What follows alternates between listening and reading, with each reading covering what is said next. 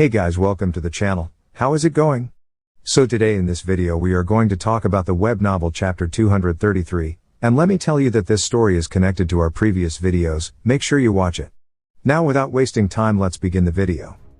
At this moment, here, inside the labyrinth created by Rimuru, when ultimate skill Fallen Lord Lucille, which Dino sealed for a long time, was activated, Dino, who had his resistance increased due to becoming a fallen angel from the start, and because he was isolated in this subspace, was now released from the curse of control. Once he escaped, he wouldn't get caught for a second time. Dino's slothful Lord Baal Peor offset Fallen Lord Lucille and he regained full control of himself. Dino passed through the hole on the labyrinth's outer wall and jumped into the subspace. Good job. Now, you have one job left. Rimuru's thoughts reached him even though he was separated from Zijin. In short, he had completely succeeded in escaping from the inside of Zero's body. It seemed that two other people had stood waiting. Zijin promptly headed to his designated position. Dino felt from their presence that those two's energy levels easily surpassed those of awakened Demon Lord class. With Zijin included, the three people arranged themselves like an equilateral triangle. Diablo and Rimuru, is it? Did their energy increase again? Dino thought so, although he wasn't eager to throw out at Tsukumi. Dino quickly understood the aim of the plan and his role in it. They were trying to annihilate Zero with the ones who had the strongest fighting power. Dino also moved inside the subspace so that the lengths of the sides became equal and reached his designated position. It was a ritual requiring no less than 4 people. In other words, they were forming a spatial magic circle which far surpassed the level of the multi-layered magic circle. And so, a tetrahedron was formed as to enclose the berserk evil dragon Zero.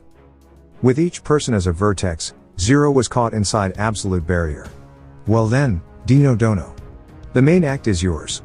We will match our timing with yours. So Diablo said. Rimuru and Zijin didn't have objection either. If it was just the three of them, it was possible for them to match their timing perfectly, but to request something like that from Dino would be harsh.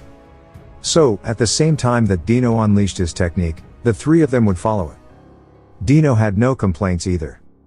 Rather, he felt relieved that he wasn't asked to do something unreasonable, such as matching his timing with theirs. Gotcha. Let's go with full power. Dino yelled, sharpened his spirit and focused his mind in order to unleash his strongest attack. His 6 pairs of white and black wings shone, as he gathered the surroundings' magic essence and spirits into his twin swords. Fallen Crusade. And so, he fired a white light slash and black shadow slash. Both of the slashes intersected spectacularly at the center of the tetrahedron. Colorless aurora filled the inside of absolute barrier. However, the attacks on the berserk evil dragon Zero weren't over yet. The moment both slashes intersected. End of world. Dimension storm. Prominence acceleration. Several super special moves were unleashed. With exquisite timing, it all reached the center of the tetrahedron as to cover Dino's technique. It caused a catastrophic, destructive power which was the greatest ever seen since the beginning of the universe. The catastrophic destruction filled absolute barrier, which was created to not let such power escape. The power of the 4 people combined as one and brought forth the ultimate destruction. Everyone who witnessed the spectacle was completely silenced. Except for one person. Kufufu, Kua, Kua ha ha ha. Amazing, what a truly amazing power. However, what is more amazing than all else is the existence called True Dragon. Even after being bathed by such destructive power, it hasn't been annihilated. While Diablo laughed loudly, he analyzed it calmly. Exactly as he stated, only the intact dragon core remained in the center of the tetrahedron. Although colorless, it was a mysterious orb emitting a dim shine. Everyone was captivated as if their minds were stolen by the orb. However, that would lead to carelessness. The berserk dragon Zero, without thinking about his own destruction, tried to take, at the very least, one of them along with him as his last breath struggle. He predicted that if one corner of the tetrahedron was destroyed, the power trapped inside absolute barrier would swallow everyone in this place. As his malevolent instinct demanded, Zero mustered the last bit of his power to stretch out his tentacle. That tentacle went towards Dino's group. Ah. The first one to react was Garasha. She pulled Pico and threw her towards Dino. She protected Pico from the tentacle with her own body, but that was her limit. When the tentacle grasped Garasha, it dragged her into absolute barrier. From inside Pico's arm, who had lost her balance, Gaia jumped to Garasha while it cried Q tilde. Everything happened instantaneously. Garasha. Although Dino shouted, he couldn't move. Because he understood that if he moved now, absolute barrier would collapse. I'll stop. You'll disappear if you enter it. Dino stopped Pico, who was about to jump in. Needless to say, the power inside wasn't something she could endure. Even if he did that, Dino knew that he would end up losing Pico as well. Damn it. If only I didn't let my guard down. Dino lamented, but he couldn't do anything. He had no other choice but to give up. I don't like things like this. Dino. Just one. If there was just one possibility. Listen, I will give you my strength. I'll give you all of my power, so please maintain absolute barrier with it. Garasha won't last long if she gets dragged into the center. So, rest assured. I'll go and save her quickly. But, believe me. I'll do it right away as there's no time. Dino started to take preemptive action. Although the tentacle itself had already disappeared, it would be impossible for Garasha to get back to Dino's with her own strength. In any case, the destructive power produced by the quartet skill would be blocked by absolute barrier and would converge in the center. It would create a powerful gravitational force towards the center, and consign everything into oblivion beyond the event horizon. There was no more time to spare. The burden on Garasha would increase exponentially the closer she got to the center. Then, brace yourself. The energy transfers will begin. There's no need for that. At the moment when Dino tried to transfer his power to Pico, a voice could be heard from Dino's pocket. And then the small, round orb shone brightly. It was the pseudo-core Rimuru used to play with, which Dino got from Zijin before the plan started. As the orb floated and drifted in the subspace, it shone intensely just for a moment. And then, a feminine figure manifested from it. That person suddenly appeared in front of Dino with his bluish silver hair fluttering. And then that person tapped Dino's shoulder lightly, while jovially said, "Well then, I'm going out for a bit," and flew into absolute barrier where a storm of power raging inside. Garasha saw her life flash before her eyes like a revolving lantern. As she approached the center, the burden on Garasha's body increased. Even so, she still could hold on herself, thanks to Gaia, the small dragon inside her embrace. Gaia had a hard time assisting Garasha's defense barrier, they barely succeeded in neutralizing the destructive power. But, it was only a matter of time. You're a fool, aren't you? There was no need for you to follow me. It's a pity, but I can't help you anymore. Q? Garasha muttered so and gently patted Gaia who was in her embrace. And then, she resigned herself to fate and calmly waited for her impending doom. But, that time never came. The reason why was, that was a close call. If Ciel was just a little bit late in creating a new ability, we would have lost Gaia. If that happened, I can't even imagine how angry Malim would be. I get the shivers just by thinking about it. Even if there were two people of awakened Demon Lord class, I wasn't sure they can reach the speed of light. It was a black hole, not even light could escape, so even if they reached 99% the speed of light, it would still be meaningless. So, how could I do it? Naturally, I wouldn't do something like moving beyond the speed of light. And yet, there was a simple reason why I could say that I ended up fine. If you can stop time, you don't have to think about speed. That's the freedom to move beyond the speed of light. But, I didn't need to do that this time. Because I can neutralize it to a certain degree with Nihility Barrier 9, of my Nihility Collapse.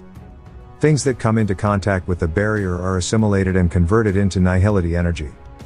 That's the characteristic of Nihility Barrier. Instead of escaping, endure it till the end. This may be the only way. Well, even if it fails by any chance, I will be absolutely safe. After all, it's because the new ability Ciel had created, Multiple Existence was incorporated into Ultimate Skill Void God Azathoth. It was an ability Ciel made after she finished analyzing Ultimate Skill Evil Dragon Ozzy Dahaka. I could create clones which all connected with this ability. Thanks to this ability, I didn't need to be cautious of Velda anymore. Thus I revealed myself, but I think that it was still impossible, even for Velda, to sense me in this subspace. However, there's no problem for now. Even if he sensed me and isolated Rimuri's Labyrinth, my clone which can also called as my main body still exists in the imaginary space. If Velda did isolate the Labyrinth, there's a possibility that the connection with the main body will be cut off, but it will be easy to ascertain that if both sides detect each other. After all, both are me. So, even in the unlikely event that I die, it would end with just the orb being broken. Garasha, Dino's companion, who I saved together with Gaia, asked me while looking at me with surprised eyes.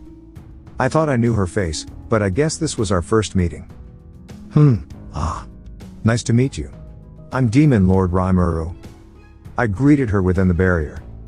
Garasha looked speechless and couldn't speak properly. Is she nervous? Oh well, I don't mind. Thus, I was able to retrieve both Gaia and Garasha safely. Now all we needed to do was to wait till the storm calmed down. As I thought that, I saw the dragon core in the center of the tetrahedron. If you had that, you might become a real true dragon too. I nonchalantly said so to Gaia, who was being hugged by Garasha. That was a blunder. I didn't particularly plan to say so, and yet. Q. Gaia jumped out from my nihility barrier with an enthusiastic cry. By the time my voice came out, Gaia was already outside the barrier. And then, Gaia got disintegrated instantly after being exposed to the ultra-high dense energy outside my barrier. The orb which represented Gaia broke apart and disappeared. That means Gaia has been annihilated. What do I need to do for Malim to forgive me? While I was thinking about such thing, I heard Ciel's calm voice. Huh? What are you saying, Ciel? I questioned, but it can't be helped. It's like I had led Gaia to suicide. It would be something that Malim will never forgive me for, even if it was unintentional. At the same time that I thought of the possibility, the dragon core conspicuously glowed and flickered at the center of the tetrahedron. You're aware that a true dragon won't really disappear, right? The same also applies to Zero, who had become the insane, destructive berserk evil dragon. He will revive again somewhere in the world and will just try to accomplish his mission as the berserk evil dragon that was given to him by Velda. However, this matter will be different if a new heart arises inside that dragon core. If it's Gaia who has fragments of dragon factor, it can be said that he possesses enough qualifications for it. As Ciel's explanation ended, a miracle was happening outside the barrier as if to prove her right. In short, Gaia became a true dragon. I was just joking, but for my joke becoming reality is just scary. As there's a saying, truth comes out of falsehood, the words I said have really come true. Gaia got disintegrated instantly, but the heart that held the will reached the dragon core. Then, it seems Gaia has succeeded in taking it over. All of the raging energy was suppressed and a beautiful blue dragon has manifested. Ha! To think you would really succeed. Well done, Gaia. Oh right, and this opportunity, I'll think of a nickname for you as well. Veldora was called Storm Dragon while Velgrand was Scorch Dragon. As your Veldora's brother, how about calling you as Earth's sovereign dragon Velgaia? As he's glittering, I just named him without hesitation. So guys, this was all for today's video. Hope you liked the video. Thanks for watching.